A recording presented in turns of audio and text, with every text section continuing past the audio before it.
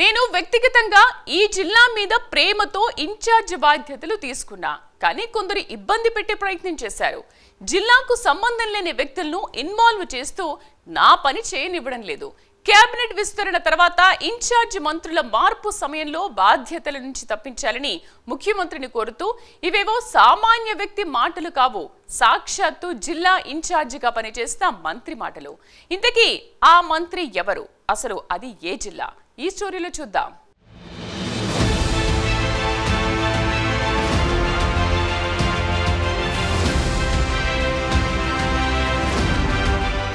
కాంగ్రెస్ ప్రభుత్వం అధికారంలోకి వచ్చిన తర్వాత ఉమ్మడి ఆదిలాబాద్ జిల్లాకు మంత్రి సీతక్కను ఇన్ఛార్జిగా మంత్రిగా నియమించారు. ఏడాది పైగా ఉమ్మడి జిల్లా ఆదిలాబాద్ ఇన్ఛార్జి మంత్రిగా పనిచేసిన సీతక్కకు ఆదివాసీల జిల్లా ఉమ్మడి ఆదిలాబాద్ జిల్లాకు ప్రత్యేక అనుబంధం ఉంది.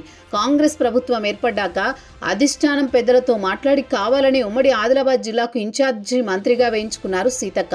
కానీ ఉమ్మడి ఆదిలాబాద్ జిల్లాలోని పలు నియోజకవర్గాల్లో కాంగ్రెస్ పార్టీ గ్రూపుల పోరు మంత్రి సీతక్కకు తలనొప్పిగా మారాయి.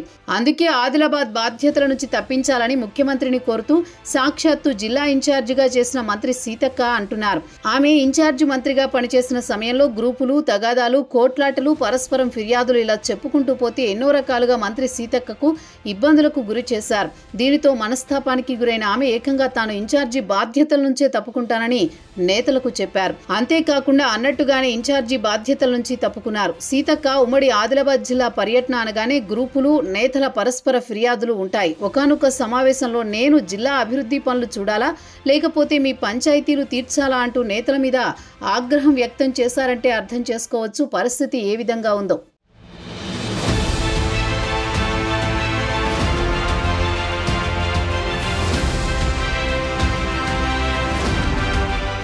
ఉమ్మడి జిల్లా అంతటా ఇదే పరిస్థితి. జిల్లాలో దాదాపు అంతటా ఇదే పరిస్థితి నెలకొంది. ఆదిలాబాద్ నియోజకవర్గంలో పరిస్థితి మరీ దారుణంగా ఉంది.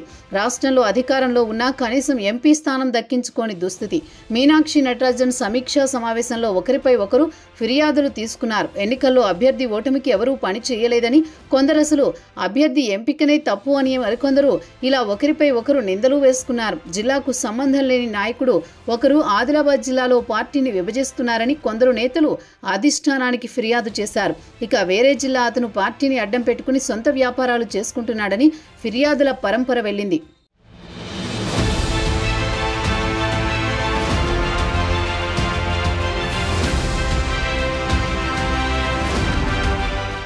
ఆసిఫాబాద్ జిల్లాలో పరిస్థితి కూడా అయోమయంగా ఉంది. నేతల మధ్య సయోధ్య లేదు. ఆసిఫాబాద్ నియోజకవర్గంలో రెండు వర్గాల మధ్య వార్ కొనసాగుతోంది. ఎక్కడ ఏ కార్యక్రమం జరిగినా నాయకులు, కార్యకర్తలు గల్లాలు పట్టుకోవాల్సిందే.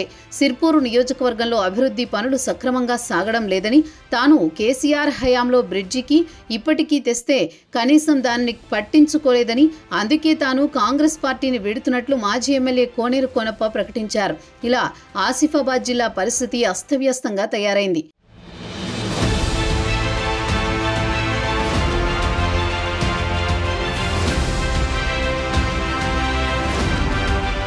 మంచిర్యాల జిల్లా నుంచి ఎంత చెప్పినా తక్కువే. ఇక్కడ 3 నియోజకవర్గాలకు 3 ఎమ్మెల్యేలు ఉన్నారు. చెన్నూరు ఎమ్మెల్యే వివేక్ ఇప్పుడు మంత్రిగా కూడా ఉన్నారు. కానీ వర్గపోరు మాత్రం తప్పడం లేదు. స్వయంగా ఆయన నియోజకవర్గంలోని మాజీ జెడ్పీ వైస్ చైర్మన్ మూల రాజిరెడ్డి వర్గం వివేక్ పై అసంతృప్తితో ఉంది. ఇక మంచిర్యాల ఎమ్మెల్యే కొక్కిరాల ప్రేమ్సాగర్ రావు ఆయన పేరు చెబితేనే అగ్గి మీద గుగ్గిలమవుతున్నారు. బెల్లంపల్లి ఎమ్మెల్యే వినోద్ సైతం వివేక్ పై అసంతృప్తితోనే ఉన్నారు. తనకు రావాల్సిన మంత్రి పదవి తమ్ముడు తన్నుకుపోయాడని మనసులో ఫీలింగ్. పైకి కనబడుతున్నా ఇక్కడ కూడా అదే పరిస్థితి.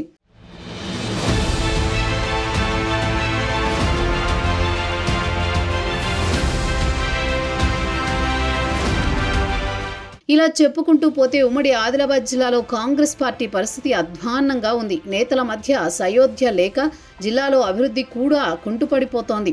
మరి ఇప్పుడు కొత్తగా జిల్లా ఇన్ఛార్జి మంత్రిగా బాధ్యతలు స్వీకరించిన జూపల్లి కృష్ణారావు ఏం చేస్తారనేదే సర్వత్రా ఆసక్తి నెలకొంది.